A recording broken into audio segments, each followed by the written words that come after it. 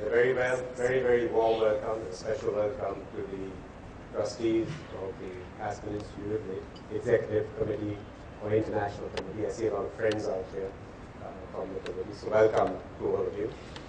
We are also very delighted to have with us representatives from Aspen Institutes around the world.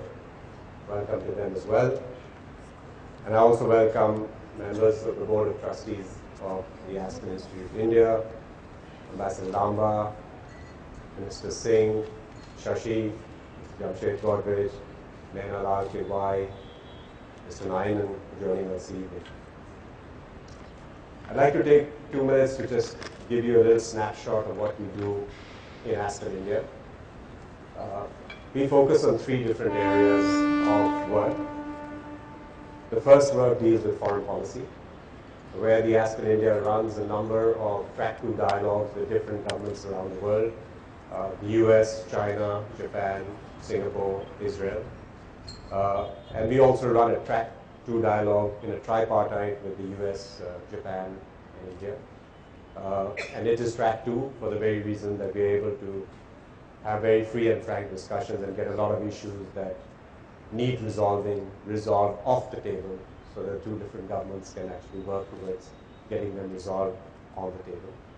The second thing that we do is we run a program very similar to the Henry Crown Fellow Program out of the Aspen Institute USA, called the Indian Leadership Initiative. In the ILI, we deal with young people who have tasted quite a bit of success by the age of 35 in whatever field of life, walk of life they've chosen. It's a very wide spectrum, from government, NGO, police, army, the administrative services, to business, industry, art, media, culture. And we take them through the Aspen's value-based leadership learning process through a pedagogy and a methodology that Aspen has developed over the years. We are right now in the beginning of our 4th class of fellows. So by the end of the 4th class, we should have 100 of these fellows out there, and hopefully, if you take the theory of concentric circles, they should influence at least 1,000 others and 1,000 others, and so on and so forth. And the third program we've started is a very interesting program. We've started this year for the first time, where we've actually taken the concept of the value-based learning down to the high school level. And we actually ran for the first time a program with 15 to 18-year-olds based on a very similar structure, but it's a 2-week compressed program. And we had children, boys and girls from the age of 15 to 18 from high schools around the country. We took them away to an offsite up in the mountains in the middle of May. I was a bit surprised that they actually wanted to go anywhere at 44-degree heat. But the program was a resounding success. And we believe the program is very scalable, and we've started now looking for funding and looking for other schools and other opportunities to that. So that's the 3 areas that we really focus on. Some of the things that we have done is we have had, for example, the Prime Minister of Singapore come and speak in an open dialogue at an Aspen Institute hosted functions. We've had other global leaders come and do that, just to make sure that the foreign policy and the decision-making establishment within the framework of this country actually gets to have a chance to interact with the speaker.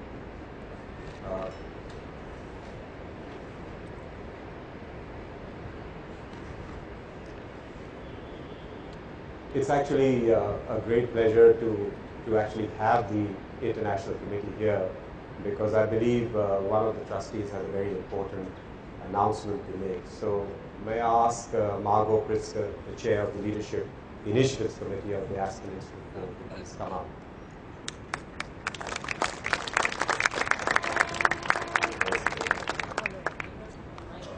The mic. But I am the mother of sons, so I tend to have a good voice. Okay, that makes it even better. Thank you. It's a great honor to stand here before you. My name is Margot Pritzker. I am a trustee of the Aspen Institute, and I chair the leadership committee of the Aspen Institute. And so we're very delighted to be here with our partner, Aspen India. and to announce today the winner of the John P. McNulty Prize. The McNulty family decided some 5 years ago now to give a prize to the best project amongst the fellows. And there is always a wealth of nominees who come forward, and we whittle this down to 5 nominees. And then there is an international jury comprised of Madeleine Albright, your own Shashi Tharoor, Laura Tanu, and Anne Welsh McNulty. And it is my great pleasure, because I've known him from the beginning, of your wonderful program, the India Leadership Initiative.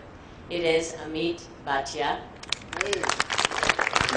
May I request Dr. Tharoor, Mr. Walter Isaacson, and Kiran, could you also join Margot and Mr. Thakur on stage, please? Thank you. And if I may, before we invite Amit up here for a round of applause, just to say that one of the wonderful things about Amit's program, Aspire, that has really introduced 50,000, and I think more than that, into training people for the workforce in your vigorous economy and democracy here.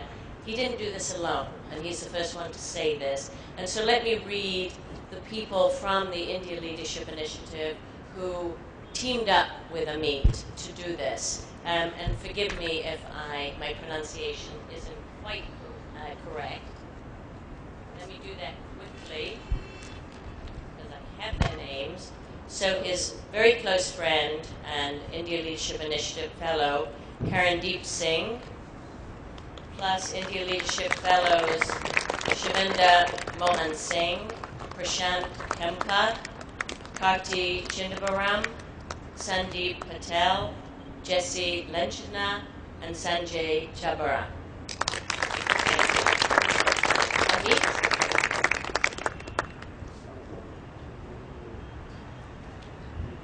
By the way, this is a very big deal, and I hope everybody is proud of Amit and the India Leadership Initiative. It's the first time it has been for somebody from India, but this is the biggest prize we get, so it's a great honor. And the presentation, the formal presentation that will be done by the McNulty family will be done in New York in November, and although everybody can't make it by then, it is a big celebration, and you will hear about that in press and other related articles. Thank you.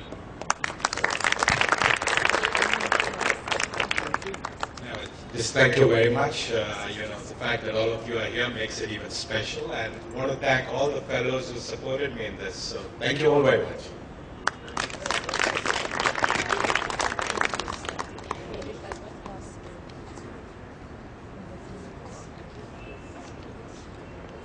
Maybe request Yeah, absolutely. Yeah, Isaacson, Dr. Tharoor, Mr. Thakur.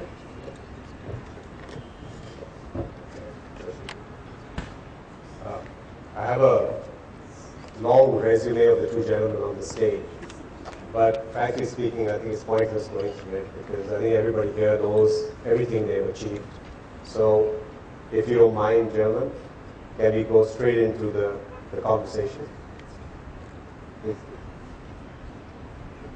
Mike?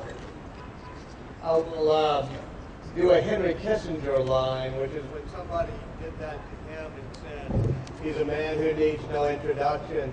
Dr. Kissinger said, I may be somebody who needs no introduction, but there's nobody who likes an introduction more than I do. I mean, sometimes people tend to say, it may not be an introduction, but boy, he needs a conclusion. Walter, it's great to have you here, and It's great to be with you. we have not rehearsed this, so what I wanted to ask Walter about a number of things that I thought might be of interest to the group. He's being told by Kiran that focus ought to be more on Steve Jobs because of his recent book being of interest to people. I am conscious though that Walter's doing a separate talk in your program tomorrow on that. So while I think we should talk about that book, I'd also like to broaden it a bit to Walter's other well-known interests. But let's start on Steve Jobs, because that really has been a monumental bestseller. You've really, I believe it's beaten all conceivable records for a biography. Well, it may have, but I do know it's about Steve Jobs, not about me. It'd be like Boswell going around thinking that he broke all records for writing about Dr. Johnson. I know people are interested in Steve Jobs. Because you spent, I believe, 40 interviews, is that right? With Yeah, him? and some of it was, day-long interviews, walking around with him. And it was a really amazing opportunity, because as a writer and as a biographer, you very rarely get to get up close in an intimate way with somebody who's had such an effect, putting a dent in history. And it was like peeling back layers. The first year or so, he was a little bit guarded, because he's a very private person. But by the end, he was, it was almost like you peeled away certain layers. And I found him to have a very intense personality, which made it strong too. And of course, it was a year ago this week that he died, so that's an emotional overlay. He was somebody who at times was rough on people, tough, petulant, but I came to like him and truly admire him. So the whole thing was quite emotional. Walter, since we're sitting in New Delhi, I think I'm going to fulfill my curiosity, and perhaps those of the other Indians here, about his famous or notorious year in India as a young man. Yeah, at age 17 or 18, he drops out, runs away, drops out of college, and comes to India looking for the Maharaji, who had just died. So Steve is trying to find his own spiritual leader. And he was deeply moved for his entire life by the year he spent in India. First of all, he was penniless, so he sort of walked from village to village. Secondly, he became a great disciple of Eastern religions and the belief that the journey is the reward and that he had to be part of something larger than himself. He also, I think, learned in India, as he put it, the power of intuition. He said that when he lived in the United States, he learned the power of, working? Yeah, it is. Yeah. Of Western rational thought, but that coming to India, he learned the power of intuition, of experiential wisdom, of having a sense of beauty and the connection of that beauty to technology or science.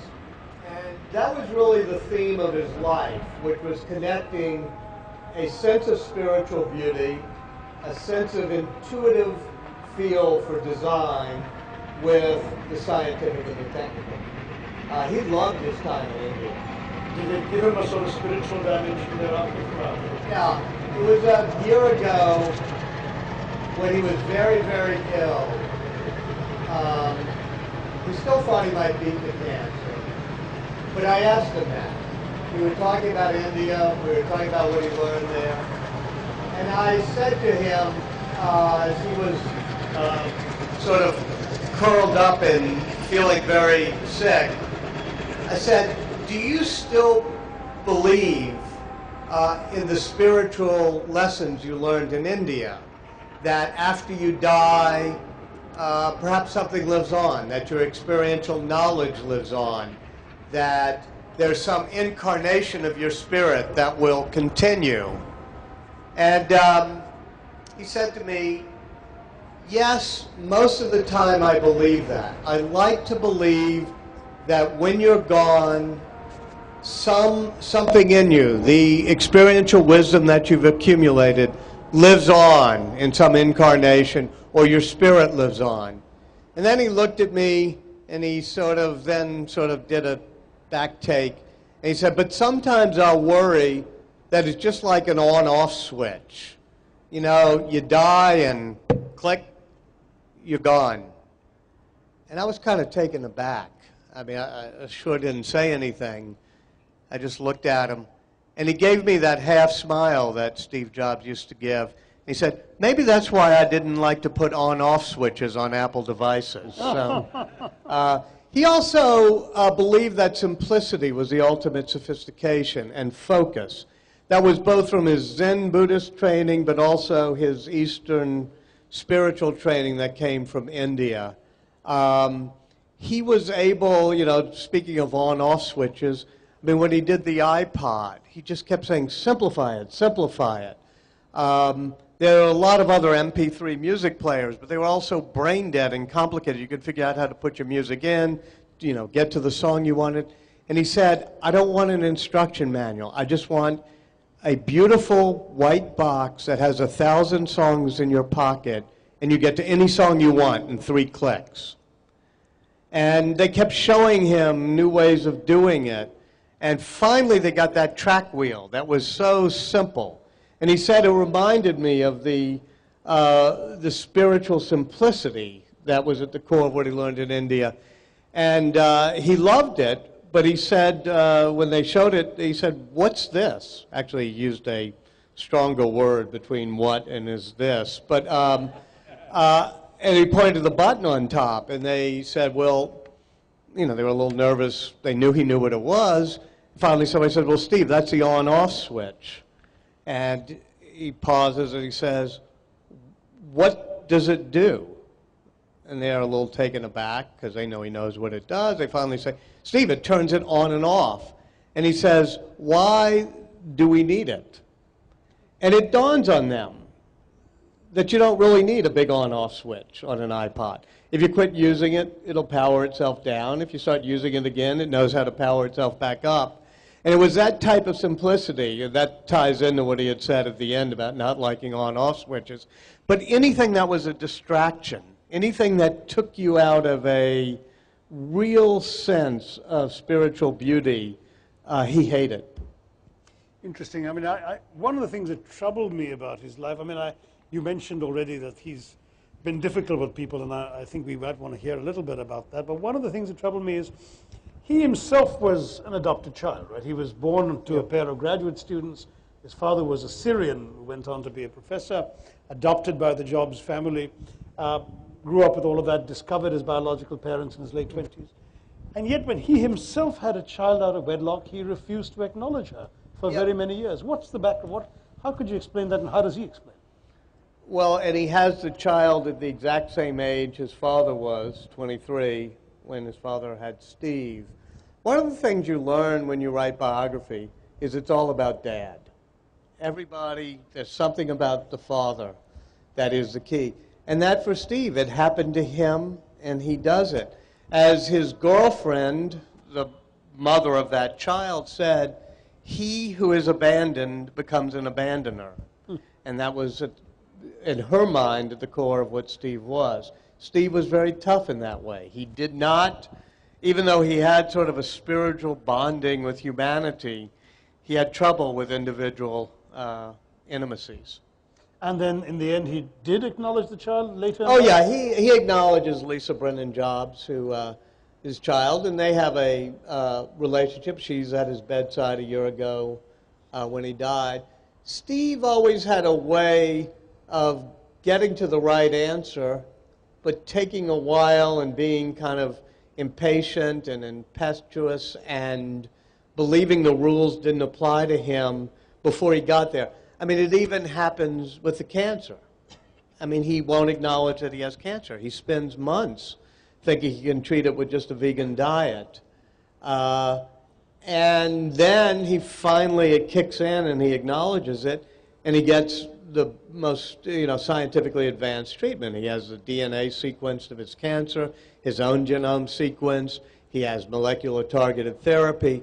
So Steve always had this tension between the counterculture rebel side that believes the rules don't apply to him, and if I don't want something to be, I'll just will it away. They called it the reality distortion field, those who worked for him.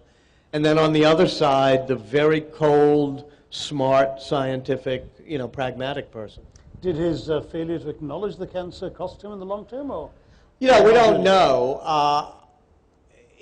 By the time they operated on it, it had spread to his liver. What you'll never know is, had they operated on 6 months earlier, would it have spread? My gosh. Let's go back to his career. We all know about the founding of Apple and the computers. Tell us about that first firing by Apple. When Apple fired him as CEO. Oh, you know, once again, the theme of abandonment is a tough part of his life. But he creates this company in his parents' garage with the kid down the street, Steve Wozniak. And he creates the most beautiful of all machines, the original Macintosh. It looks like a human face with that little smile. And it is a machine that transforms the computer industry by making people realize, I can take this home. I can play with it. It's not something that the Pentagon and corporations have. It's a home computer. So it transforms things. But Steve is, as I said, and is in the book, not the easiest manager in the world. And when things start going sour, including some of the profits, the fact that Microsoft copied the Apple operating system with Windows and licensed it around, Apple is going down. He has a board of directors that are all hand-appointed by him, and they're all father figures almost. Arthur Rock, the venture capitalist, Mike Markkula. And he's brought in this other father figure, a guy named John Scully, who had run PepsiCo. And they're all there, and they get together, and they fire him. And he said it was like being abandoned for the second time. Of course, not only is this one of the great creation myth stories of a kid who starts a company in his parents' garage and turns it into the most valuable company in the history of the planet, but it's also a great restoration drama because they fire him, and 12 years later, a lot of people on the same board have to come back to him and bring him back as the CEO. How come they did that? That resurrection is interesting because he'd actually not been a huge success when the 12 years outside Apple, had he? He had not been a great success outside of Apple, but he had created a new operating system, which is something Apple wasn't able to do. So Apple needed to buy the operating system of Next Computer. And as Gil Amelio, and Steve Wozniak actually had the line, his partner, was, you buy Next, you get Steve. And so Steve came back. I think that he had matured, and Apple was just taking a gamble, but they did need him back, and boom, he transforms the company from bankruptcy to the most valuable company. So why couldn't he do that earlier as a younger man at the Well, you know, the good thing about writing biographies is they're all a journey. They're all a learning experience. A guy starts off, a guy makes a whole lot of mistakes, a guy doesn't know how to treat people. Steve did not learn everything. Even at the end of his life, he still had some of the flaws he had at the beginning. But he learned a lot, and he had learned focus, for example. When he gets fired at Apple, Steve had always said that if you want to make a great company, you have to make really great products. And the mistake business people make is they decide they want to make a profit, not make a great product. And when you try to emphasize profits and you put a priority on profits, you'll cut corners in the products you make. You'll try to, see if you can maximize profit. But if you care about making really great products, the profits will tend to follow. So when he goes and he's kicked out, Apple does exactly what he fears. They jack up the prices, and they start milking whatever money they can make on the Macintosh. Instead of having one Macintosh, they soon have 40 different versions of the Macintosh, because those of you who have been in the consumer product business know that if you're having trouble making new products, you can just sort of create different versions of your product for different distribution channels. And so there was a Macintosh 3600 and the 3600C and the 3600CX and the 4600, and there were 40 of them. And Steve comes back and says, what are we doing? What are all these for? And they start trying to explain, well, Best Buy wants this in their channel, and we're doing this for this profit. And finally, he goes back to the simplified, to the focus. He goes to a whiteboard, and he just does a grid. And he puts on top home, office, desktop, laptop. 4 squares, that's it. We're just going to make 4 computers. And he gets rid of everything else, and they just do the famous four computers, the iMac, you know, the MacBook, etc. And then finally, when that restores the company to profit, that's in 1997, in about 4 years they're doing well, he takes the top 100 people at Apple on a retreat. And he says, now we have to focus on what we're going to do next. And for 3 days, they all fought to get on the first page of his whiteboard. There are about 100 suggestions of what to do. And at the end of the third day, he has the front page of the whiteboard, and they finally succeeded in listing 10 things. And Steve takes his marker and crosses out the bottom 7 and says, we have to focus. We can only do 3, which is why you have the iPod, the iPhone, and the iPad. So it was that sense of focus from both his, training in Eastern religions and this notion that simplicity is the ultimate beauty that really leads him. That's what he's learned by the time he comes back to Apple. Well, you've all seen what an engaging conversationalist Walter can be. Unless people are dying with further curiosity about Steve Jobs, I really do want to engage him on a few others. He's written biographies of Einstein, of Henry Kissinger, whom I think many of us would be quite curious about here.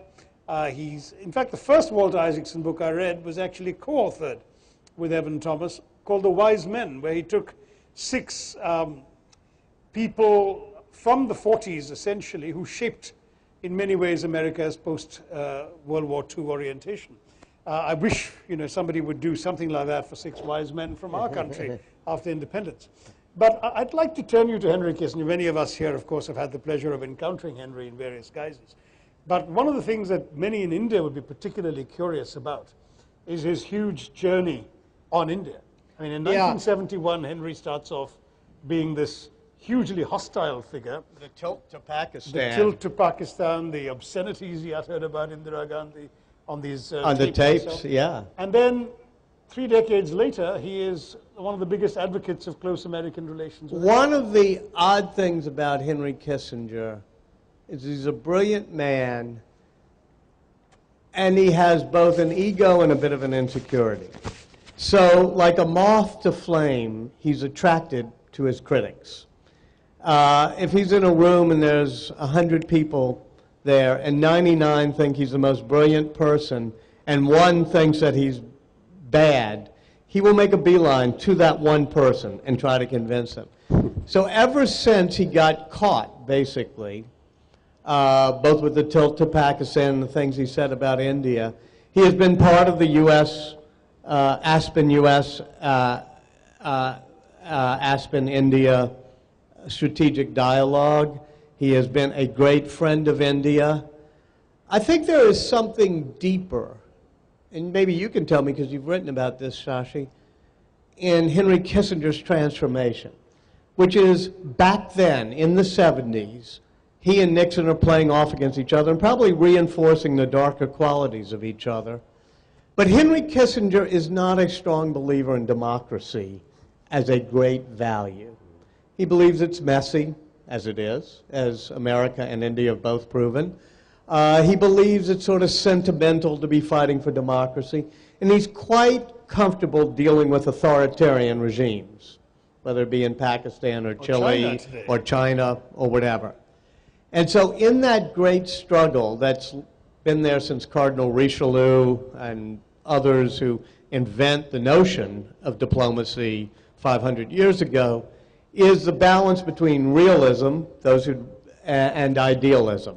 And Kissinger was so far on the realism side that, he was on the German part of it, the realpolitik side, meaning don't get sentimental about values and ideals and democracy.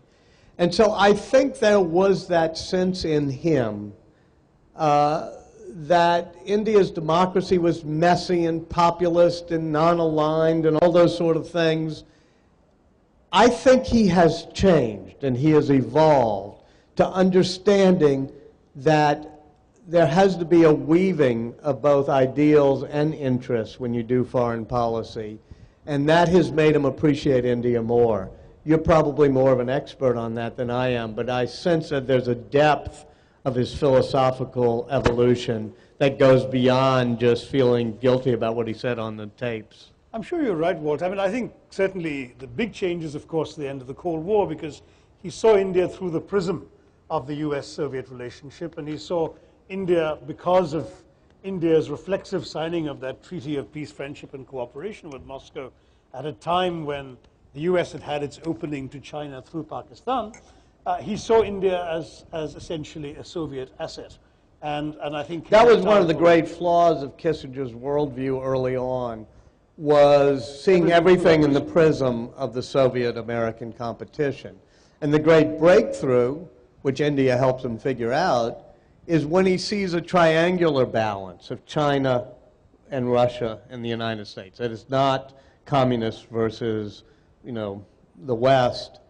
And using Pakistan to open to China also helps create a more sophisticated triangular diplomacy. But Walter, except that I've reviewed his book on China last year, and while what you said in fact confirms what he tends to speak about in gatherings like this one, in the book he is much more uncritically supportive of China, talks about a special relationship. I mean, barely falls short of advocating a sort of G2 condominium between the US and China in a new Pacific relationship that seems to virtually supplant the old privileged Atlantic relationship of the post-World War II years. So it surprises me India barely gets a look in. And when it does, in his description of the India-China War of '62, his account is so completely pro-Chinese it takes the breath away. So I'm not quite sure how much he Henry has pays seen lip the light. service. But the good thing about people who play lip service, I guess Shakespeare taught us that with Prince Hal, that you become the mask you wear. So perhaps Kissinger is becoming more open to India simply because he pays lip service to being so. I hope so, unless we can get him. He's turning 90 next year, and get him to do a book on his views on India just to set the record straight. Be careful of what you wish for. Walter, we should talk about Einstein a bit. He had Walter did the definitive. One of the greatest things Einstein did was with Bose. What's his first name? Jagdish Chandra Bose. Yeah. The great Indian physicist who basically helped... The boson is named for it. What? The boson is named for it. Sure. And the Einstein-Bose theory, or it should be Bose-Einstein, I guess, Bose-Einstein particle it's called, because Einstein has trouble getting over the hump of believing in quantum theory. Nobel Prize just went to two people who actually proved that quantum mechanics can be verified. But it's the Indian physicist who does help him there. But tell us about Einstein beyond the science, because I certainly found his views on world politics, international peace, and so on very interesting. He was a great admirer of Gandhi. Yeah. He wanted to meet Gandhi and never did, as far as I know, right? Right, but he always said, yes, he always said that to be on the same planet with Gandhi helped ennoble your spirit. Yeah, one of the most famous lines about Gandhi is an Einstein line that, what is it, generations to come may scarce believe that such a one as this ever in flesh and blood walked upon the earth. Almost messianic in its language. But Einstein at the same time, he was no Eastern spiritualist. But he did have spiritual beliefs, right? Didn't he say God doesn't play dice? Well, he said when he was arguing against quantum theory, that which basically says that at the heart of the subatomic world is chance. I mean, it's probability. There's no certainty. He said, I cannot believe that God plays dice with the universe. He very much had a spiritual side, and he always explained it as saying there's a spirit manifest in the laws of the universe, a spirit in the face of which we must be humbled and awed. He said the amazing thing about the universe is not, how come, it's the fact that there are laws that govern it, that we can discover, and this didn't need to be so. It could have just been a random universe, but instead it's beautiful in its laws. And he said he did not believe in a personal God, the type of God you could, pray to make sure the Redskins won, a football game or something. But in fact, he said, for some people, miracles are evidence of God's existence. But for me, it's the absence of miracles that are evidence of God's existence. It's the beauty of the laws that always hold in the universe, which, by the way, is why he got unnerved by the uncertainty inherent in quantum theory. Right. And I think I owe you a fact-check correction. It was Satyendranath Bose, right? Yeah. Yeah, sorry, not Jagdish Chandra Bose was another famous Bose. Yeah. But this one, they both have roads named for them in Calcutta, which is why I got it. Right, well, I don't think we can let Walter off without talking about this year's big event in the US, the forthcoming presidential election. We follow it with great interest here, but obviously much less closely than you do.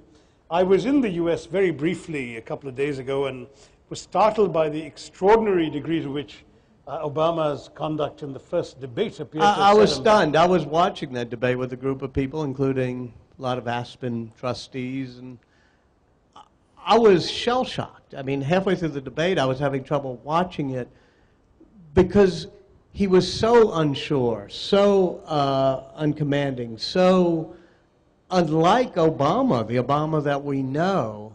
And I don't think anybody can get it. And all sorts of people saying, but debates don't change anything. Well, this debate definitely changed things. It unsettled people. I do think that a week is a long time in politics, as Harold Wilson said. Nowadays, a day is a long time in politics. So and you've got a month to go. We have a month to go. And fundamentally, I think Obama's in a better place to win the election, but this will be talked about, you know, for decades to come, about how somebody could just seem so uncomfortable and unsure at a debate when he knows exactly what he's doing. Well, I mean, this is obviously of interest to all of us here because there would be a pretty dramatic change in governing philosophy if Obama were to lose. Do you have a sense of how Romney would feel about India or about... Yeah, I mean, the problem, we get back to the idealism versus realism. Romney has not clearly defined himself as either, on the one hand, being a realist, you know, in the Brent Scowcroft, Kissinger mold, or being either an idealist, or if you want to extend it further, you know, a neoconservative who believes that you really assert values, including, you know, go to war sometimes, not just because it's in your interest, but because you're going to do it for democracy or whatever. Bob Zellick, who many of you know, who's part of the Aspen Strategy Group, has been part of the U.S.-India dialogue. Obviously, you know everything about Bob Zellick.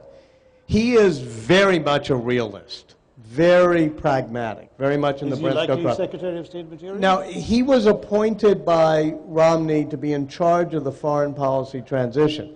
This caused an explosion among the people like Dan Senior and others who are more neoconservative. What it showed us is that Romney hasn't yet, even in the speech he gave yesterday, clarified which approach he would take. Obviously, it's not in his interest to clarify it, since the Republican Party, ever since Reagan was able to bring together the neoconservative wing with the George Shultz pure conservative wing, I would call it, the realist conservative wing, Reagan was able to put them all under one umbrella. They don't coexist naturally together very well. You know, at our discussion in Aspen this summer, our former ambassador, Bob Blackwell, was there and debating against one of Romney's advisors, because Blackwell, as you know, is very much of a realist school. So the question is whether the Blackwells, Scowcrofts, and Zellicks will be in charge, or whether you'll have a more, you know, people that in the second George Bush term, the second George Bush presidency were more in charge. Well, does he have a publicly expressed view on China that would help? Yeah, he's been tougher. He thinks we should be tougher on China trade. I think he's saying that. I mean, Romney is somebody who said many things and flips-flops a lot because he was a moderate governor of Massachusetts and ran and won as a hardcore conservative.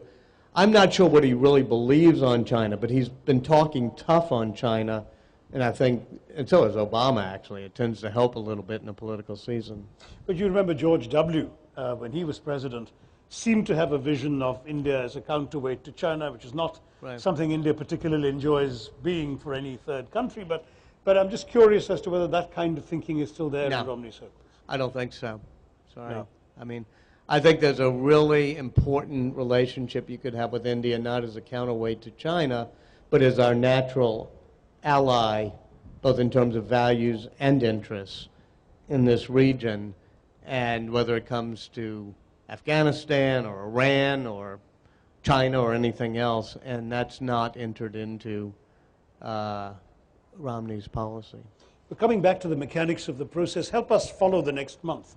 Which are the crucial states that we should be looking at in terms Well, of obviously Obama? Ohio, which has now gone back into play. It looked like Obama had Ohio, and now it's a close toss-up, and Romney, I think, is campaigning there right now.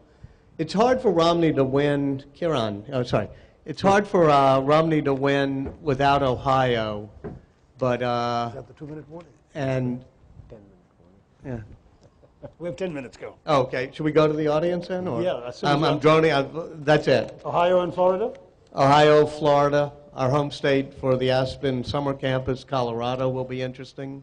But I think if you knew which way Ohio and Florida were going to go, and it's interesting because, I mean, who would have thunk 2 weeks ago? I mean, also, I don't watch cable TV much because everybody's bloviating like crazy and they're always wrong. But if you said 2 weeks ago, Obama, who had it locked up, I mean, it was like 80%, you know, in his favor on all the odds makers, had it locked up, and you were to say, within 2 weeks, unemployment will drop all the way down to 7.8%, we'll have a great jobs report, and Obama will have blown the debate and will therefore be in trouble. You'd say, well, that's wacky. So we have a wacky. Can happen. By the way, as Kissinger would say, democracy is messy. We've got time, about 10 minutes worth of questions from the audience. So I better put my glasses on and see any hands raised. Is there a hand coming up anywhere?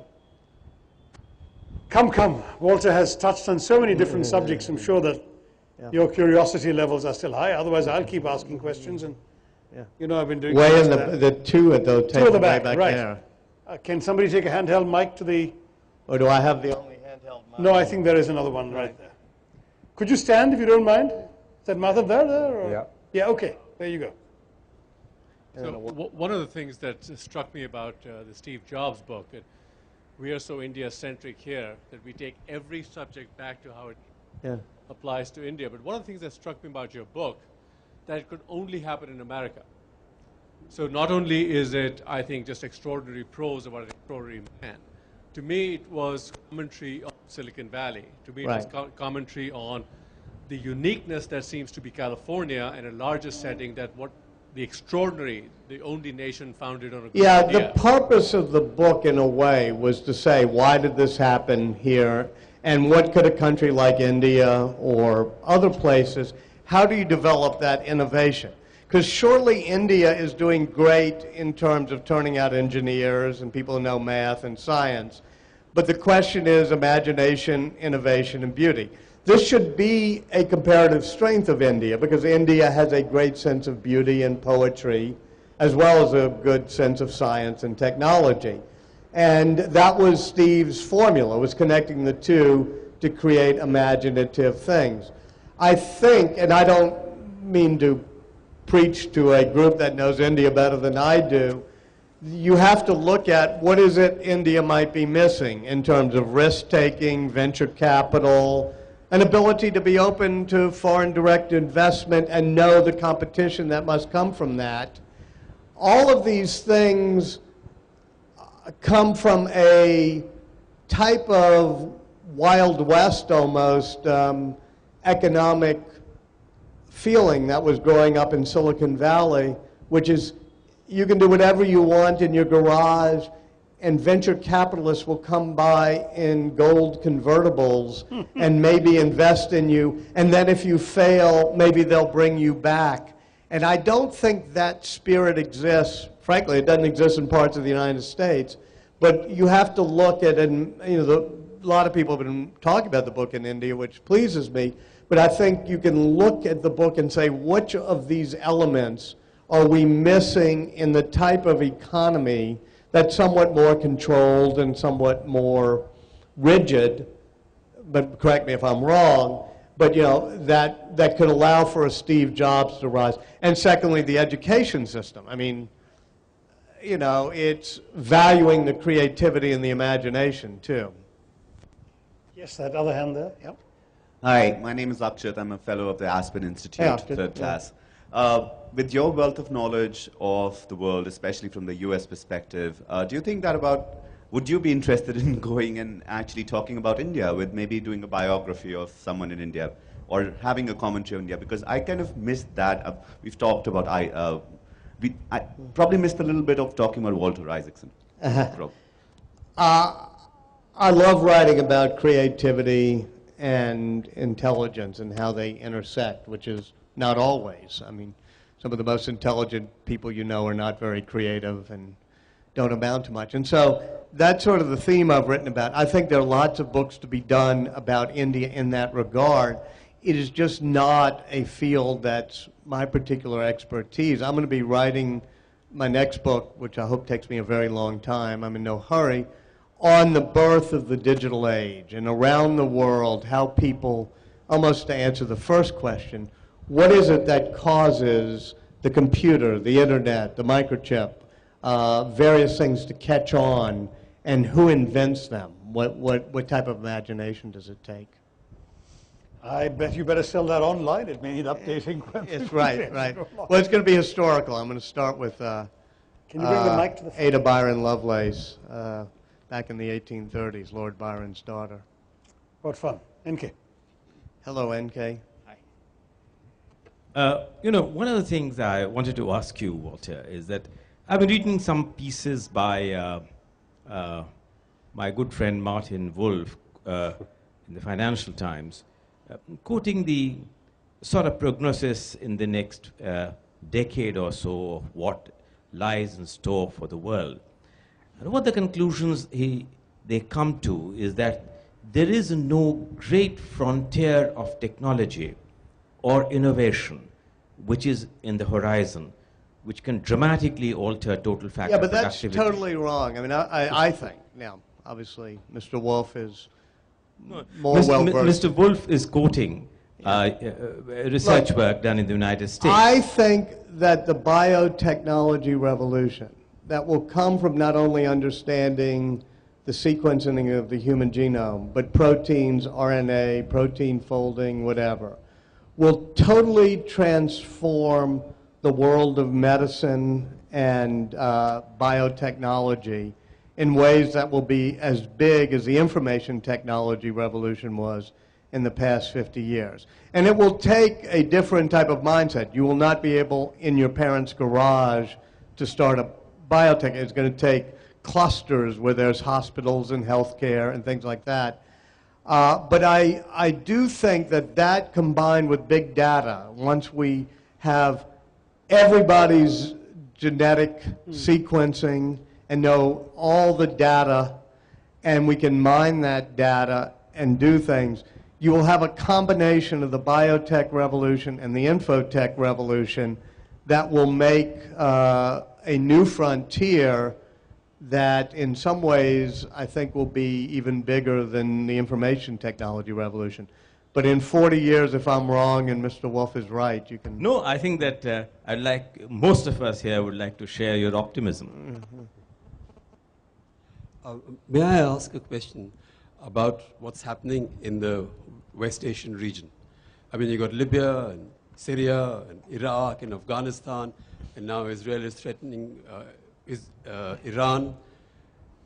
And it doesn't seem as if the Americans are doing too much about it or wish to do too much about it. And from our standpoint over here, it seems to be quite an explosive and completely unpredictable situation. And the consequences are equally unpredictable for the whole world. And what would be your take on that? That's a broad topic.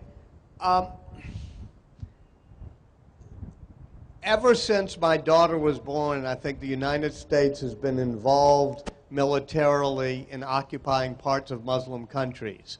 That's been 20 years or so. So I don't know that that's a trend that needs to continue. So I think a little bit more humility in terms of American foreign policy when it comes to dealing with the Middle East and the Muslim world is probably called for.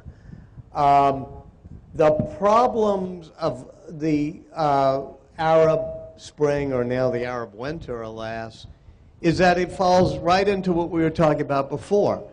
When our interests and our ideals align, it's pretty easy to know what to do. And maybe Libya was such a case. But whether it's Saudi Arabia, or for that matter, even Egypt, and certainly Kuwait, Qatar, other places, sometimes our democratic ideals don't align perfectly with our security interests. So it's going to be a messy, case-by-case thing. I was talking here to your ambassador from Israel, and Iran, you know, it looks like in the past few weeks things have calmed down a bit, but that's a tough, not easily solvable problem. I do not know, you know, how you make that one get solved. I do think that there are problems that are more solvable. I actually think that both the Israelis and the Palestinians, who are really both very smart people, could come to a conclusion on how to get to a two-state solution, even though it's tough. But I'm not somebody who believes that the United States should be getting militarily more involved, given the messiness in the region. Vikram? Oh, sorry, is the mic there? Go ahead, okay. Whoever's got the mic. Walter, Partha, I spoke to you about Steve earlier. It's nobody's case that for years to come, the US is going to be the world leader in innovation. But growth is predicated on innovation and energy. And God's been very kind to you guys because you have all the shale gas in the world you require. Yeah. And you're soon going to be an energy exporter. Then perhaps, I might even join OPEC. Or even join OPEC. So you guys aren't going to be quite as, let me put it this way, you don't have to be as solicitous of the needs of the Saudis and others as you have been in the recent past. Tell me, has anyone visualized, or how do you visualize a strengthened US instead of everyone saying a diminished US, which not only is technology-wise the leader, but is sitting pretty with energy surpluses? Yeah, I think the third component for America to remain strong would be to improve its education system, which used to be the best in the world and is now approximately the 20th best. So we will never be a great power in the future if we can't fix education. When it comes to energy, I do think that it will be interesting how this changes the entire geopolitical landscape. I grew up in Louisiana, a very energy-rich state. So I know about the curse of energy resources. It tends to make for bad politics. It tends to make for, from Venezuela to Saudi Arabia to any place that has a lot of oil. Tom Friedman has written about it. There's a pretty direct correlation between having oil and having messed up governments. I think having the U.S. no longer dependent on oil from around the world like that will help change the equation for the better and probably help settle things in the Middle East a bit. And I would hope that not only is it shale and natural gas, which is very abundant, but that becomes a bridge to renewable energies as well. The mic has traveled to the back. Is there someone there with the mic? Yes, please. Walter. Oh, dear. Hi. Hi. You've biographed a lot of people. You've had a chance to look at them up close and personal. And they're all variety of people. Any moment in time while writing about them or looking at their lives, did you come across a circumstance in their life, a story of their life that shook your own value and belief system? Yeah, no, that's a good question. There are things about Steve Jobs in particular didn't necessarily shake my belief system, but it made me question what's valuable and how we lead our lives. Because Steve was enormously successful in many aspects of his life, but he was not very successful at a pretty simple thing that you and I can do just as well as a genius like Steve, which is being nice. And I realized when we in New Orleans and KIPP academies came in, we started schools, we wanted to have a simple value system. And we came down to just 2 rules, which was work hard, be nice. And I realized at times that people were reading my book and saying, oh, I'm kind of like Steve. I'm tough on everybody. Yeah, I can be a real jerk at times. And I think, no, that's not the lesson here. The lesson here is you want to be inspiring, you want to be innovative, you want to be a genius like he was at times. But you don't necessarily need to connect that to being unkind. And so I've tried to focus on that value and people who have it and people who don't. Okay, has the mic come back? I think Vikram's been waiting for it here. Is there anyone else? I try to give shorter answers. Have you got the mic here? Food. Although you got the mic yes, there, sorry. And I have a question. Okay. This question is in 2 parts. The first part, Einstein, Kissinger, Steve Jobs. I left out Benjamin Franklin as well. Seemingly very different people. Yeah. Were they really very different from your understanding? No, the 3 of them have in common one particular thing, which is they defy conventional thinking. As Steve Jobs would say, they think different. They think out of the box. You know, for Einstein, everybody had read the first paragraph of Newton's Principia, which says that time marches along second by second, irrespective of how we observe it. And Einstein can't get a job as a professor. He can't get his doctoral dissertation accepted by the Zurich Polytech. He's a 3rd-class examiner at the Swiss Patent Office. But he's looking at clocks in distant cities that need to be synchronized, because the Swiss, you know, being Swiss people, or rather Swiss, they wanted to strike 7 in Bern the exact same moment as strike 7 in Zurich. And he's realizing that the signal travels at the speed of light, and somebody traveling really fast one way will see clocks synchronized differently than somebody traveling really fast the other way. And so that simple willingness to question Newton's assumption and think different causes him to say, oh, well, the speed of light is always constant because time is relative, depending on your state of motion. And that's all special relativity is, which is a 3rd-class patent clerk not doing any experiments, but just sitting on the stool and thinking different. And I think you can go through each of the people in the books that I've written and see over and over again they question the conventional wisdom. I mean, Steve, at the end of his life, we were talking about, you know, this ad that he helped write, the Think Different ad.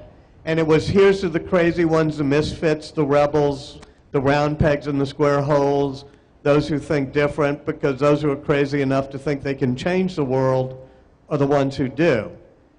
And he's reciting that to me on his sickbed. And he's crying as he says it. I mean, it was so ingrained in him to think of himself as a rebel who thought different. And, you know, his own mantra was from the back of the Last Whole Earth catalog, stay hungry, stay foolish.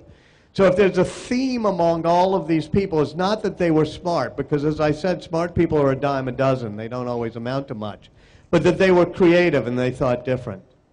Great. Okay, I think we'll have the last question from Vikram here. Thank you, sir. Vikram? I just wanted to ask, just to cast our eyes on the future for a moment, your books, particularly your book on Kissinger and your book on Steve Jobs, was it basically 2 different kinds of examples of the way forward? One is a society based on innovation, a society based on creating a regulatory framework and allowing innovation to take place within that. And a second is a society based on control, organization, discipline, and replication within that. What, looking forward, would you see as an example that would work in terms of political economy for developing states in Asia and Africa? Thank you. Yeah, I'm going to answer the question, but with a caveat, which is the reason I write history I'm not very good at being a future predictor, so I like to write about the past. That said, that is the great question facing geopolitics in the world today, which is the tightly organized, structured way or a way that celebrates innovation. And I think it comes down to looking at an information age, and that includes a biotech information age as well as a information technology information age, that the free flow of information is inevitable, and that there are certain countries in this world that are comfortable with debate, ideas, the free flow of information, even if, as in the case of India, there's sort of a structured economy that, in my mind, seems a little bit too structured compared to the creativity of the Indian mindset. But in the end, if you have the free flow of information and the free flow of ideas, and you're comfortable, as the United States is from the days that Thomas Paine was handing out pamphlets in colonial America, and the way India is with its free press, free discussion, free democracy, free debate, you will inevitably bend the arc of history towards individual empowerment. It can be messy. Tahrir Square is an example of it being messy. It bends the arc of history, and the Muslim Brotherhood comes in and bends it back. But in the end, if you allow the free flow of ideas, information, you empower people, and thus you end up having a freer political system, because people will want say in the rules, and a freer economic system, because it's harder to have a command and control system or authoritarian system when you don't control the free flow of information. I think that's a big difference between China and India, is that in its DNA, India is tolerant of different ethnic groups, as I said earlier to somebody. You know, when I was here as a journalist, I remember covering somebody who was born a Roman Catholic woman, Sonia Gandhi, running against a Hindu prime minister and winning and stepping aside for a Sikh who was sworn in by a Muslim president. This is something the rest of the world can learn from, because in a messy democracy, you end up having to have a certain tolerance. And that happens too in an information age with the of innovation and technology and information flow. Having too highly of a structured economy that doesn't let as much innovation bubble up as possible will just not be sustainable, especially in a democracy. So there is a condominium of interests, in my mind, between the United States and India, based on the notion of a pluralistic society that understands the importance of tolerance in a democracy, connected to the notion of free flow of information and ideas, leading to more openness, both in terms of the politics but also the economy. Thank you all. I think that means Kissinger loses that particular contest. But let's give Walter a round of applause. Closing words, go. Walter, Shashi, thank you very much. I think the silence from the audience when you were speaking, I'm glad we gave you the full Indian experience, the call to prayer, the urban railroad going by with the special horn for you. Tie in the Muslim call to prayer with the state-owned railway and all the sounds. But I couldn't make the metaphor work. And you don't know, we got the power of this messy democracy behind making sure it all happened just when you were about to speak. But thank you very much. I think that was absolutely fascinating. I don't think I want to hold anybody back from what I hope will be a scrumptious dinner. But ladies and gentlemen, please join me once again in thanking Walter Isaacson, Shashi Tharoor. Very good. Well done.